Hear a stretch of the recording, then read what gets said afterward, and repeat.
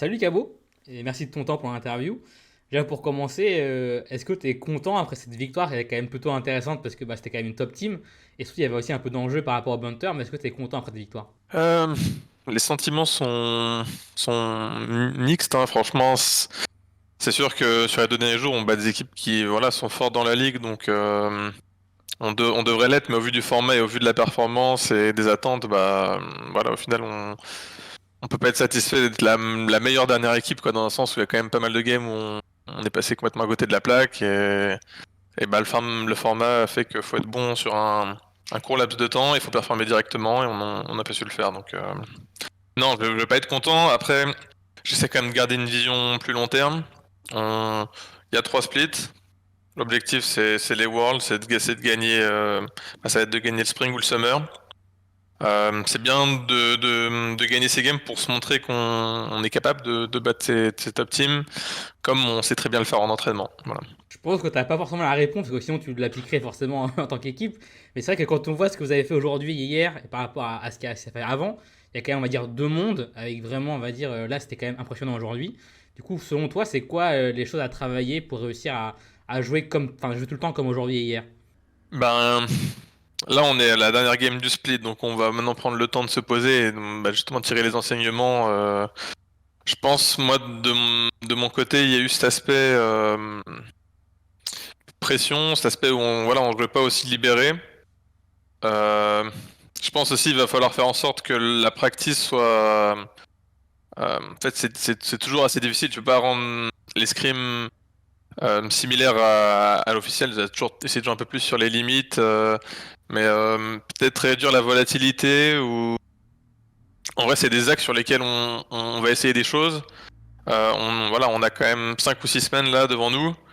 Donc on sait on a du boulot à abattre.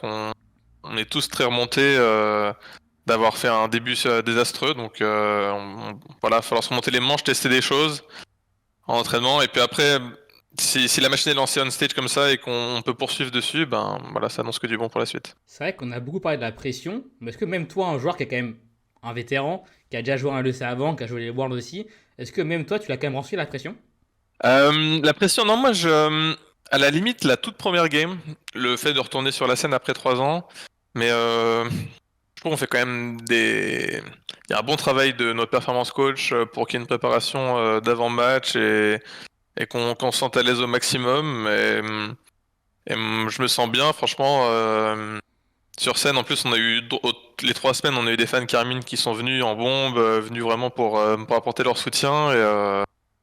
C'était pour ça que c'était d'autant plus important, je pense, pour nous de pas finir sur une mauvaise note et malgré ce 0-7, voilà, donner un peu de baume au cœur à ces fans spécialement parce que vraiment enfin, chaque semaine ils montrent que c'est la meilleure fanbase au monde, vraiment c'est beau. C'est vrai que les fans sont quand même restés fidèles, alors que, enfin, vous avez quand même pris un peu cher sur les réseaux, il y a eu beaucoup de moqueries, beaucoup, voilà, de petits taunts. Toi, comment vous avez fait pour rester, on va dire, toujours, pour garder le moral et pour rester toujours vaillant dans l'équipe? Les réseaux, c'est vrai que c'est un truc depuis le début à la Carmine, t'es confronté à, à une fanbase qui est très très involved quoi. Donc moi j'ai un peu eu les deux côtés du truc, les années comme en 2022 où tout le monde en sens, voilà, c'est plus politiquement correct.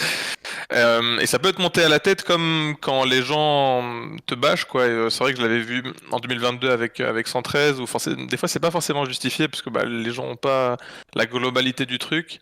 Euh, Moi personnellement, j'ai essayé de pas regarder les réseaux là pendant ces 3 semaines. On a quand même, on avait des trucs à bosser de notre côté et on a quand même un gros staff du coup je pense que c'était ça les avis qu'il nous fallait. En fait, c'est des fois tu peux te perdre un peu à essayer justement bah, d'être dans ces cercles-là sur les réseaux. Donc, moi, ma solution, ça a été de m'écarter un peu de ça et j'ai gardé une santé mentale vis-à-vis de ça. Donc, ça allait de ce côté-là. Et est-ce que vous avez ajusté des petits trucs, on va dire visibles ou vraiment importants entre les deux premières semaines et la dernière?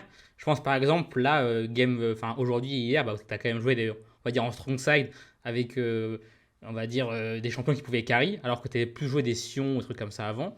Est-ce qu'il y a des choses que vous avez vraiment changé entre les 3 semaines? Euh, Ouais, il y a eu des axes. En fait, on n'a sûrement pas eu un très bon read sur la méta sur la première semaine. Et bah forcément, ça te met un peu en porte-à-faux parce que juste après, en fait, t'essaies de rattraper quelque chose. Et aujourd'hui, peut-être pas autant strong side qu'hier. Hier, on a vraiment tout fait pour lui péter les jambes et c'était cool parce que c'est pas forcément un truc qu'on avait fait du tout sur les games d'avant. On n'avait pas essayé de mettre trop des timing top. On a aussi un shift dans le rôle de jungle. Là, il sort de une game de Xin hier, il a une game de Mao où il peut quand même jouer un rôle plus support. Il n'y a pas besoin de forcément farm autant. Tu vois, quand tu joues des champions comme Lilia ou Brand, t'as quand même besoin de garder un gros potentiel de farm et du coup, ça peut faire que t'as moins de timing pour aider tes mates. Donc, il y a eu ce shift là. Franchement, Beau sort vraiment des games de fou et c'est bien aussi qu'on puisse jouer ces différents styles parce que ben, t'as pas envie de commencer l'année en janvier et te dire, bon, on va être stock sur un style. Tel joueur il doit faire ça et tel joueur il doit faire ça et bonne chance si la méta shift un peu, s'il y a des pics trop forts comme des Maokai ou quoi, bah tu peux pas trop t'adapter. C'est vrai que la commu réclamait beaucoup des Lee Sin, des Graves à la part de Beau, mais on voit qu'il est capable aussi de jouer des champions peut-être plus utilitaires, plus tank. Du coup, est-ce que tu penses, enfin, est-ce que tu peux aussi nous confirmer que c'est un joueur qui est plus polyvalent que certains ne pensent? Ouais, complètement en fait, du fait que ce soit un joueur qui est très très fort mécaniquement, enfin même tu vois, on dit qu'il peut jouer le Lee Sin, Graves, mais même moi des fois je m'entraîne en rave avec lui parce que ben, en solo queue il a tendance à jouer ses autres rôles, à jouer ses autres champions, donc ouais c'est sûr qu'il sait les jouer, mais ça devrait pas faire de lui. Moi, on m'avait un peu porté ce discours aussi à un moment en fait. Tu te mets trop sur un style, on se demande si t'es capable de faire l'autre, et après, bon bah. Voilà, je pense que là, la question se pose pas vraiment. Il a montré qu'il savait faire les deux. S'il doit avoir un petit regret, en fait, c'est qu'on n'a pas vraiment essayé de jouer ces styles où Beau pouvait vraiment être le hard carry. Il y a eu ces games, on a testé avec Lilia, mais c'était pas forcément les meilleures conditions. Donc, c'est bien, ça laisse encore des fenêtres ouvertes pour la suite, pour des choses à tester de notre côté. Du coup, il y a forcément un peu de regret, mais tu restes très positif et enfin, tu restes confiant pour la suite. Ouais, en fait, j'essaie de pas trop être dans le regret. Je me dis que c'est quand même l'année est longue, tu vois. Là, on est en janvier. L'objectif, il est bah, pour le Summer, pour le MSI, pour les Worlds. Donc, il y a des objectifs à moyen terme et à plus long terme.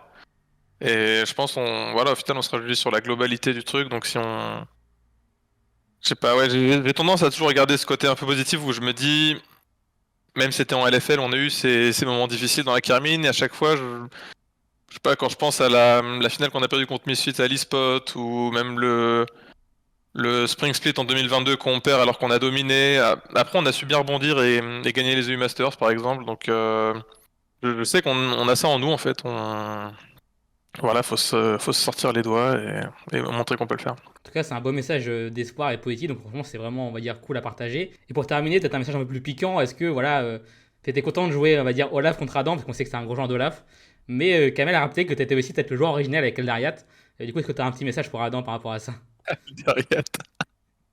Ouais, bah ouais, moi, Aldé en saison 3 on jouait déjà Olaf Tryndamere, mais c'est vrai que c'était marrant de sortir ça. Après, là, le Olaf, tu vois, il est vraiment pixel dans la draft. Je pense je sais pas s'ils y ont pas pensé, ou en fait, ils ont que des champions ACC qui sont immobiles, ils ont un mid qui fait pas trop de dégâts, qui peut pas trop kite. Donc là, sur cette game, c'est juste tu gardes une bonne économie avec Olaf. C'est pour ça que j'ai préféré jouer avec TP. Et tant que t'es bien dans la game, on l'a bien vu au Drake Fight et tout, en fait, j'étais juste increvable, donc voilà. Puis après, au plaisir de rejouer contre. C'est bien qu'on termine voilà, en battant Niski, en battant Striker, mais bon, il en reste pas moins voilà, on est la dernière équipe et maintenant, voilà, faut enchaîner sur le Spring et rendre du baume au cœur aux gens. Ok, bah, merci beaucoup, Cabochard, et bah, bonne chance pour la suite. On va dire bon entraînement pour le Spring, et j'espère vous revoir encore plus fort bientôt. C'est le but. Merci.